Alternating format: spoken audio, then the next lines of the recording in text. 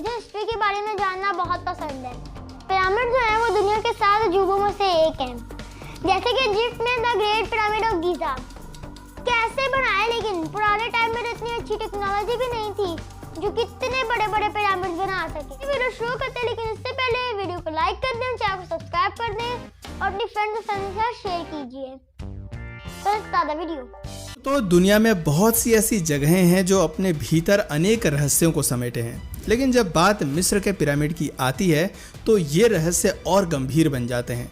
मिस्र की सबसे अद्भुत और रहस्यमय कलाकृति है the great pyramid of Giza, जो दुनिया के 7 अजूबों में से एक है। यह पिरामिड करीब 4500 साल पुराना है, लेकिन अभी भी इसकी चमक बरकरार है। क्या आप कल्पना कर सकते हैं कि हजारों साल पहले इन पिरामिड्स का निर्माण कैसे किया होगा? उस वक्त किस तरह की तकनीक और सामानों का इस्तेमाल किया गया था? चलिए पिरामिड्स के इन रहस्यों को जानने की कोशिश करते हैं। दोस्तों, यूँ तो दुनिया भर में हजारों पिरामिड्स हैं, लेकिन आज हम केवल मिस्र के पिरामिड की चर्चा करेंगे। एक रिपोर्ट के मुताबिक मिस्र में कम से कम 118 पिरामिड को आइडेंटिफाई किया गया है। इनमें से the great pyramid of Giza मिस्र का सबसे बड़ा पिरामिड है। मानव निर्मित इस अद्भुत कलाकृति को लगभग 2600 BC में बनाया गया था। इसे चौथे राजवंश के दूसरे फराओ खुफू की याद में बनाया गया था। इसे खुफू पिरामिड के नाम से भी जाना जाता है। आगे बढ़ने से पहले आपको बता दें कि एंशिएंट इजिप्ट के राजा या शासकों को फराओ कहा जाता था। फराओ राज्य के प्रमुख और अपने लोगों के धार्मिक नेता दोनों थे। फराओ शब्द का अर्थ ग्रेट हाउस भी है, जहाँ राजा रहता था। बात करें पिरामिड्स की तो इन्हें फराओ की कब्रों को रखने के लिए टॉम्ब के रूप में बनाया गया था। इसमें मिस्र के तत्कालीन फराओ यानी कि राजा या रानी के शव को ममी के रूप में सुरक्षित रखा जाता था। जानकारी के लिए बता दें कि मिस्र में मृत शरीर पर तमाम तरह के लेप लगाकर उसे कपड़े से लपेटकर लंबे समय के लिए सुरक्षित रख दिया जाता था। इसी प्रोसेस को ममी कहते हैं। और हाँ, ममी बनाने की शुरुआत मिस्र से ही हुई थी। दोस्तों, ममी बनाने के पीछे भी एक बड़ी दिलचस्प धारणा है। प्राचीन मिस्रवासी मृत्यु को केवल दूसरी दुनिया की यात्रा की शुरुआत के रूप में देखते थे। उनका मानना था कि अगर राजा और रानी की मम्मी को पिरामिड में एक परफेक्ट अलाइनमेंट में रखा जाए तो रात के समय तारों के जरिए उनकी आत्मा ऊपर जाती है और उन्हें पुनर्जन्म प्राप्त होता है, जिसके कारण पिरामिड बनाए गए थे।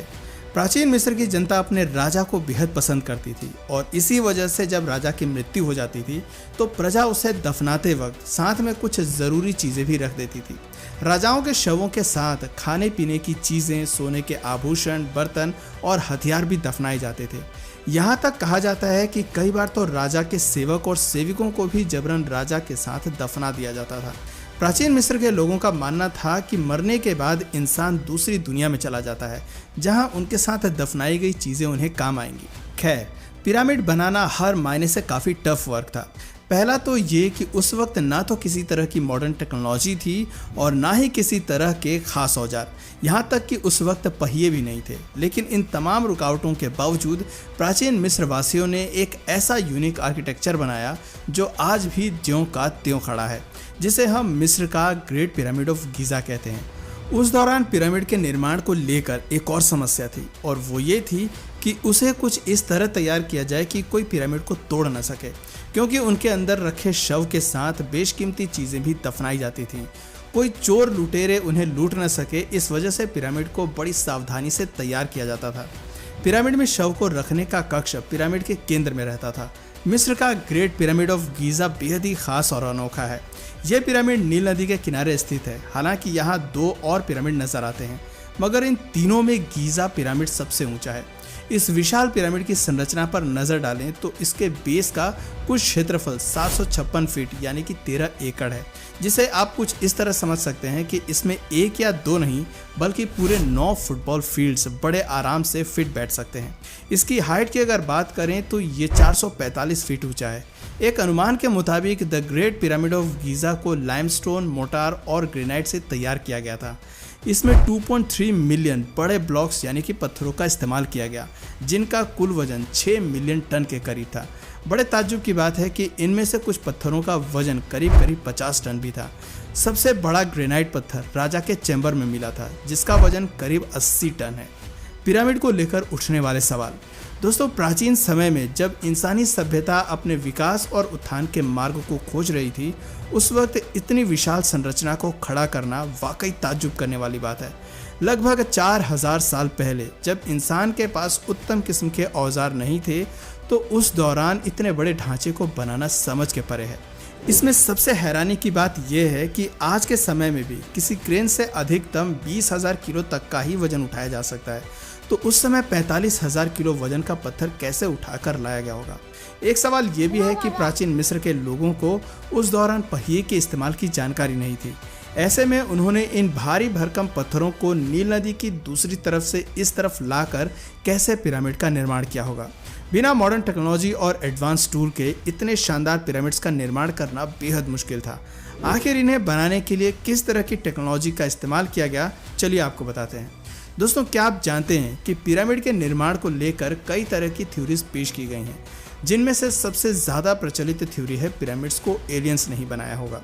दरअसल गीज़ा के जो तीनों पिरामिड बने हैं वो ओरायन बेल्ट के 3 सितारों के साथ अलाइंड है। इसके अलावा पिरामिड की दीवारों पर कई तरह के हीरोग्लिफिक्स मिले हैं। इनमें अंतरिक्ष यान, आधुनिक तरह की स्पेसशिप जैसी चीज़ें बनी हुई हैं। इसके अलावा पिरामिड की अंडरग्राउंड दीवारों पर कई तरह के चित्र बने हैं, जिनमें देखा जा सकता है कि कुछ व्यक्ति बल्ब जैसी चीज़ को उठाकर रख रहे हैं। इन्हीं चीज़ों की वजह से कुछ लोग मानते हैं कि मिस्र के तीनों द ग्रेट पिरामिड को एलियंस ने ही बनाया है। हालांकि इस बात को साबित करने के लिए किसी के पास कोई ठोस आधार नहीं है। खैर, आपको बता दें कि गीज़ा के पिरामिड को बनने में करीब 20 वर्षों का समय लगा था। पिरामिड बनाने के लिए सबसे पहली चुनौती थी डायरेक्शन, यानी कि दिशा। उस वक्त पिरामिड की दीवारों की दिशा को किस तरह से सेट किया गया होगा कि इनका आपस में तालमेल सही से रहे। एक्सपर्ट्स का कहना है कि पिरामिड बनाने के लिए सबसे पहले ऐसी ज़मीन की तलाश की गई होगी जो लाखों टन वजनी पत्थरों का वजन झेलने की क्षमता रखती हो।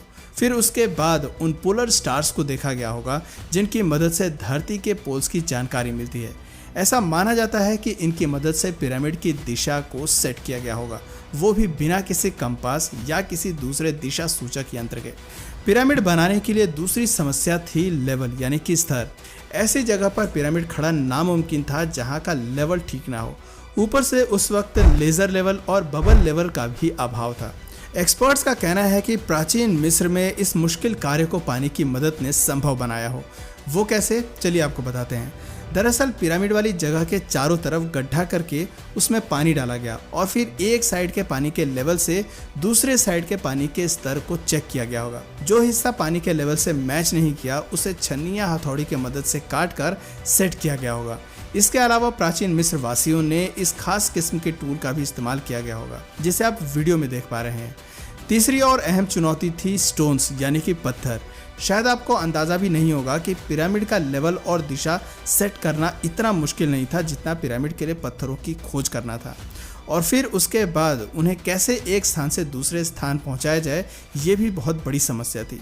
दोस्तों, पिरामिड में जिस खास तरह के पत्थरों का इस्तेमाल किया गया है उसे लाइमस्टोन कहते हैं। इन पत्थरों का वजन भी 2 से 50 टन का था और ये कंस्ट्रक्शन साइट से काफ़ी दूरी पर थे।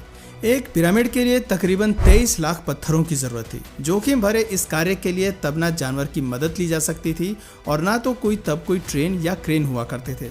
ऐसा माना जाता है कि बड़ी बड़ी नौकाओं में पत्थरों को लाद कर लाया गया होगा। केवल इस कार्य के लिए कम से कम 500 मजदूरों की जरूरत पड़ी होगी, क्योंकि इतने भारी पत्थरों को लाना कोई खेल नहीं था। एक रिपोर्ट के मुताबिक पता चलता है कि प्राचीन मिस्रवासी स्लेग्ड लाइम या टफला, जो एक प्रकार की स्थानीय मिट्टी है, उससे बने रास्तों पर स्लेज पर बॉक्स को खींचते थे। पूरे गीज़ा पठार में टफला से बने रास्ते के अवशेष पाए गए हैं। ऐसा माना जाता है कि मजदूर छोटे पत्थरों को लुढ़काकर और बड़े पत्थरों को खींच कर ले जाते होंगे। पत्थरों को लाने के बाद फिर एक नई समस्या खड़ी हो गई, और वो ये थी कि इतने बड़े और इतने ढेर सारे पत्थरों की कटाई कैसे की जाए। बताते हैं कि छेनी और हथौड़ी की मदद से इस कार्य को अंजाम दिया गया होगा। प्राचीन मिस्रवासी तांबे और बाद में कांसे और लकड़ी का उपयोग करने तक ही सीमित थे। गीज़ा पिरामिड के निर्माण के लिए मुख्य रूप से गीज़ा पठार के स्थानीय चूना पत्थरों का उपयोग किया गया था, जबकि दूसरे ब्लॉक्स को नील नदी पर नाव द्वारा आयात किया गया था। आवरण के लिए तुरा से सफ़ेद चूना पत्थर और किंग्स चैम्बर संरचना के लिए असवान से ग्रेनाइट के ब्लॉक्स लाए गए। इसके बाद एक और सबसे बड़ी चुनौती थी कि इन पत्थरों को एक के ऊपर एक टॉप तक कैसे सेट किया गया होगा। एक्सपर्ट्स का मानना है कि पिरामिड निर्माण से पहले ही ये सब तय कर लिया गया होगा।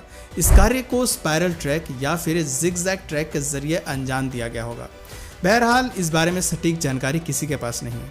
आपको जानकर हैरानी होगी कि इस पिरामिड के अंदर जिस ग्रेनाइट पत्थर का इस्तेमाल किया गया है उसे काटना काफ़ी टफ होता है। आज के समय में इसे ग्राइंडर मशीन की मदद से ही कट किया जा सकता है, जिसमें काफ़ी मजबूत ब्लेड लगे होते हैं। दोस्तों, काफ़ी तिगड़म लगाने के बाद एक्सपर्ट्स को इसका जवाब मिला। उनका मानना है कि पिरामिड में इस्तेमाल ग्रेनाइट पत्थरों को बिना दांत वाले आरे से काटा गया होगा।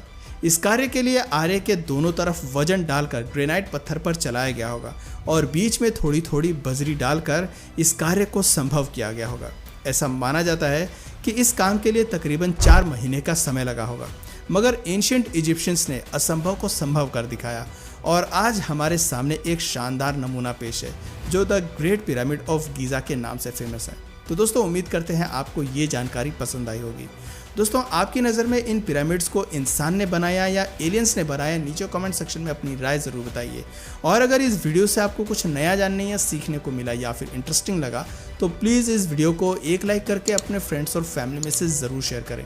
और यदि आप इस चैनल पर नए हैं तो प्लीज़ इस चैनल को सब्सक्राइब करके बेल नोटिफिकेशन आइकन को ऑन कर लीजिए ताकि हमारे आने वाले वीडियोज़ आप मिस ना करें। मिलते हैं फिर किसी वीडियो में नए टॉपिक के साथ, तब तक के लिए।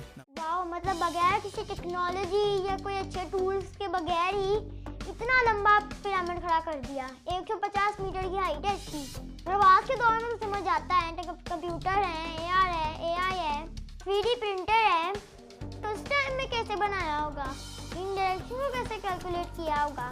बहुत ही इंफॉर्मेटिव वीडियो थी। So that's all for today. Video अच्छी लगी तो वीडियो को लाइक कर दें, चैनल को सब्सक्राइब कर दें, अपने फ्रेंड्स और फैमिली के साथ जरूर शेयर कीजिए। मिलते हैं नेक्स्ट वीडियो में, तब तक के लिए बाय।